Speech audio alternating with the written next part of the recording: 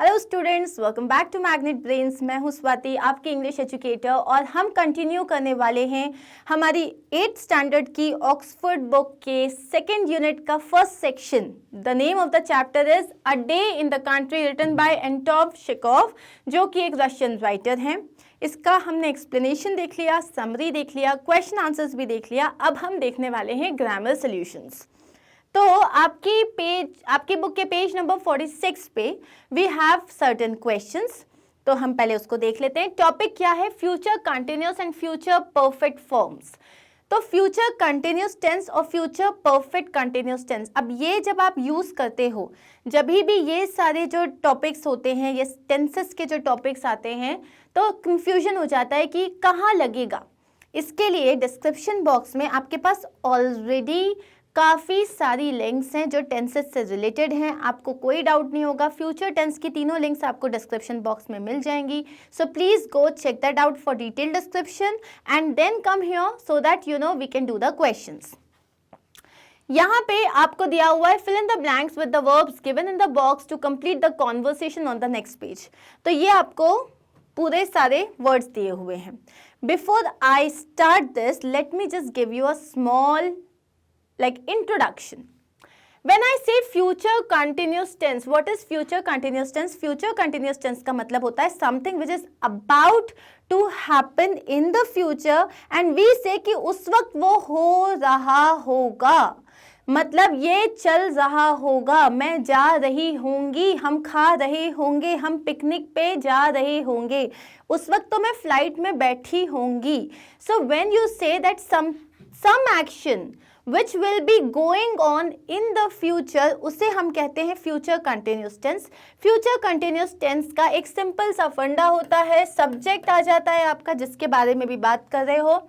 अब will be आएगा, आपका वर्ब क्या हो जाएगा? will आपके फ्यूचर को डिनोट करता है, will के साथ लगा दो be आएगा, प्लस आपके वर्ब में ing फॉर्म आ जाएगा, प्लस बाकी का sentence. For example, I will be going, go का लगा दिया अपन ने ing, I will be going tomorrow, मैं कल जा रही होंगी। Understood this thing? Clear? और जब हम बोलते हैं कि कल सुबह तक मेरा काम खत्म हो चुका होगा, मतलब सम एक्शन जो कि परफेक्टली खत्म हो जाएगा इन फ्यूचर। आप बोल रहे हो अरे 1 महीने में तो मैं ये खत्म कर दूंगी, इन 1 मंथ मेरा ये काम खत्म हो जाएगा।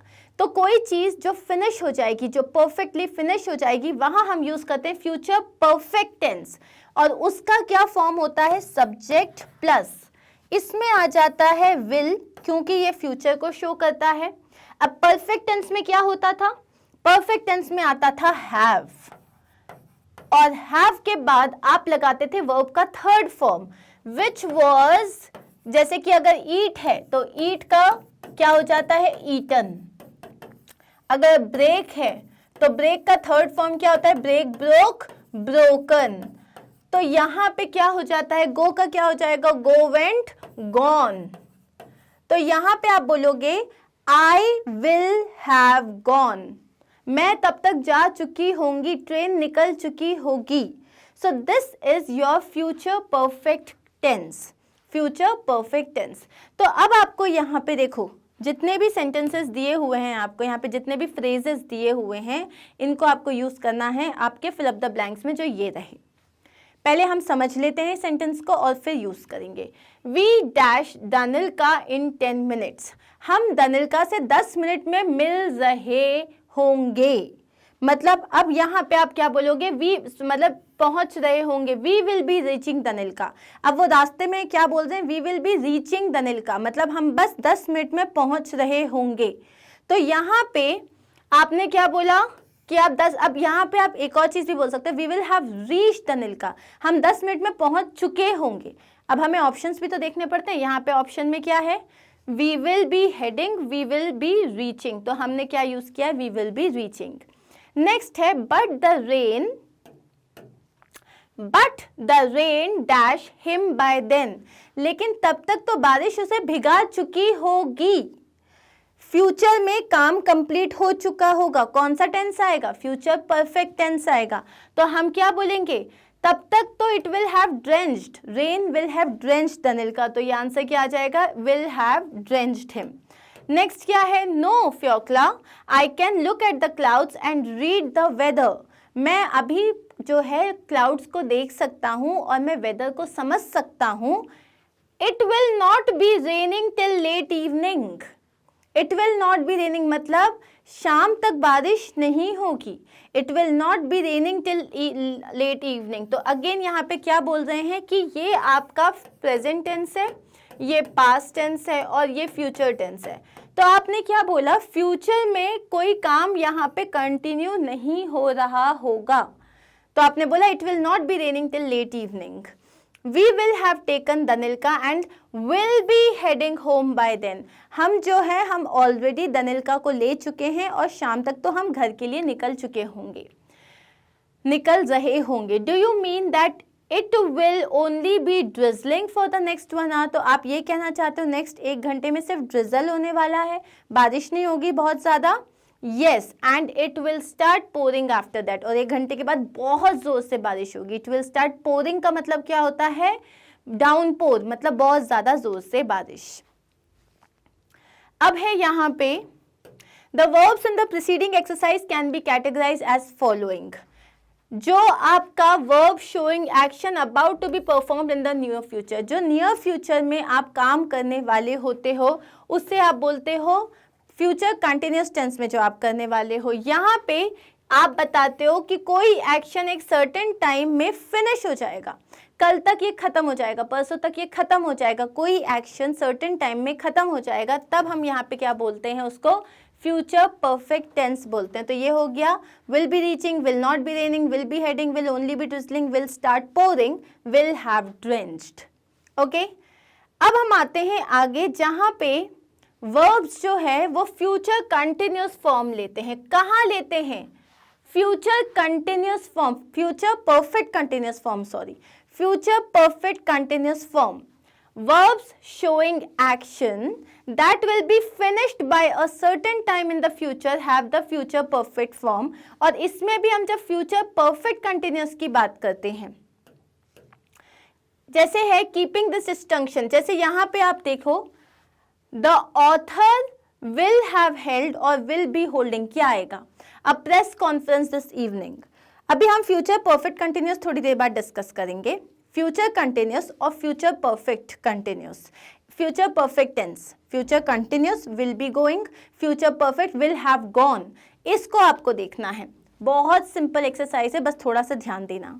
The author dash a press conference this evening, आज शाम को ऑथर जो है एक प्रेस कॉन्फ्रेंस करने वाला है, आज शाम को वो एक प्रेस कॉन्फ्रेंस करने वाला है, कर रहा है। ओके, शाम को एक प्रेस कॉन्फ्रेंस कर रहा है, उसमें आएगा विल हैव हेल्ड। कैसे होगा कि वो खत्म हो चुकी होगी, नहीं, वो बोल रहा है होगा, तो अपन बोलेंगे will be holding. Similarly if we visit them after 8, अगर हम उन्हें 8 बजे के बाद उनसे मिलने गए, दे डैश देयर डिनर, उनका डिनर खत्म हो चुका होगा। देखो सेंटेंस को समझो कि अगर हम शाम को 8 बजे के बाद उनसे मिलने गए, उनका डिनर खत्म हो चुका होगा, तो यहाँ तुम क्या यूज करोगे, फ्यूचर परफेक्ट टेंस यूज करोगे, बोलोगे they will have finished their dinner. ये रहे आपके next questions.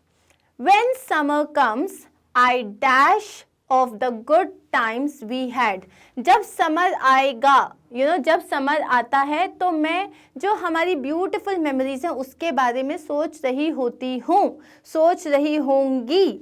So I will have thought, नहीं, मैं सोचा था नहीं, सोच रही होंगी या सोच चुकी होंगी नहीं आ रहा है, मैं कोई काम कर रही होंगी। जब समर आता है तब मैं ना मेमोरीज में खो जाती रहती हूँ, तो यहाँ आप क्या बोलोगे, I will be thinking of the good times we had. तो जब समर आता है, जब समर आएगा तब हम दोनों ने जो एक अच्छे टाइम स्पेंड किया है मैं उसके बारे में सोच रही होंगी। By the time we arrive at the court the जज हिज वर्डिक्ट। अब आपने क्या बोला कि जब तक हम कोर्ट पहुंचेंगे, बाय द टाइम, जब तक हम कोर्ट पहुंचेंगे जज अपना फैसला सुना चुका होगा, काम खत्म हो चुका होगा। कौन सा टेंस आएगा? फ्यूचर परफेक्ट टेंस, मतलब will have given his verdict. Verdict मतलब अपना फैसला सुनाना। At the concert tonight Peter dash 2 modern piano pieces. तो अब यहाँ पे क्या है जो है, आज शाम को कॉन्सर्ट में पीटर जो है 2 मॉडर्न पियानो पीसेस जो है वो बजाने वाला है, मतलब वो बजा रहा होगा। तो यहाँ पे तुम क्या बोलोगे? Will be playing. आज शाम को होने वाला है ना वो काम, तो he will be playing that. Clear? ये रहे आपके सारे answers. You can take a screenshot of this. अब हम आते हैं फ्यूचर परफेक्ट कंटिन्यूअस टेंस में। पहले ये 2 सेंटेंसेस पढ़ते हैं जो बुक में दिए हुए हैं। When I am in class 12th, I will have been studying in this school for more than 10 years. अब देखो, समझो एक बार इसको। ये ना तुम्हारी टाइमलाइन है, ये प्रेजेंट टेंस है, ये पास्ट टेंस है, और ये समवेयर हम बात कर रहे हैं फ्यूचर की। तुम आज बात कर रहे हो, तुम एक स्कूल में पढ़ाई करते हो, ठीक है? तुम आज लेट्स से तुम डीपीएस में पढ़ाई करते हो। तुमने क्या बोला? और अभी तुम जो हो, मे बी तुम 3rd स्टैंडर्ड में हो या तुम 4th स्टैंडर्ड में हो। तुमने बोला जब फ्यूचर में मैं 12th स्टैंडर्ड में आऊंगा ना, तब तक मैं 10 साल स्कूल में पढ़ चुका होऊंगा। जब फ्यूचर में एक पर्टिकुलर चीज खत्म होगी ना, जब मैं वो काम कर रहा हूँगा, तब तक मैं 10 साल पढ़ चुका होऊंगा। तो यहाँ पे एक ये हो गया। एक और एग्जाम्पल देखते हैं। शी इज वास्टली एक्सपीरियंस, उसका एक्सपीरियंस बहुत ज्यादा है। Come March, she will have been working as a, मतलब यू नो दिस मार्च, ये जो मार्च है, कमिंग मार्च, इसमें she will be working as a teacher for 20 years. उनका एक्सपीरियंस उनका एक्सपीरियंस बहुत ज़्यादा है। लेट्स से अभी हम बात कर रहे हैं दिसंबर की, तो उन्होंने क्या कहा? आने वाला जो मार्च है, मार्च में उनका जो एक्सपीरियंस है वो 20 ईयर्स का हो जाएगा। हम बता रहे हैं फ्यूचर की एक पर्टिकुलर डेट पे या एक पर्टिकुलर टाइम पे कितना हो चुका रहेगा, उसको बोलते हो आप फ्यूचर कंटिन्यूअस टेंस। तो यहाँ पे देखो, the verbs in the 2 sentences show future perfect continuous form. The future perfect continuous form expresses कोई भी एक्शन जो कि कंटिन्यू होने वाला है एक पीरियड ऑफ टाइम पे, फ्यूचर में एक पर्टिकुलर पीरियड ऑफ टाइम तक कंटिन्यू होगा and will be finished at a certain point. मतलब आज से 10 साल बाद मैं मैग्नेट ब्रेन्स में 12 साल के लिए काम कर चुकी होंगी। तो यहाँ पे क्या हुआ, मैंने बताया कि आज से प्रेजेंट से मैं देख रही हूँ और फ्यूचर की एक पर्टिकुलर डेट पे मैं एक पर्टिकुलर टाइम इंटरवल के लिए काम कर चुकी होंगी। That is your future perfect continuous tense. अब इसका स्टैंडर्ड फॉर्मूला क्या होता है? बहुत ईजी है। सबसे पहले लिख दो सब्जेक्ट जिसके बारे में भी बात कर रहे हो। अब क्या है? फ्यूचर है। फ्यूचर के लिए एक ही बेचारा छोटा सा बच्चा आता है, वो आता है विल। परफेक्ट टेंस है, बहुत ही बढ़िया। परफेक्ट टेंस के लिए हम लगाते हैं हैव। अब कंटिन्यूअस भी है। कंटिन्यूअस फॉर्म में जैसे अगर अपन विल बी लगा देते हैं, आईएनजी के साथ लगाते हैं ना, तो यहां अपन को बजानी पड़ेगी एक बीन। और अब क्योंकि कंटिन्यूअस टेंस है तो तुम्हारा जो वर्ब होगा उसमें तो आईएनजी लगेगा, तो वर्ब में आईएनजी लगा देना और बाकी का सेंटेंस।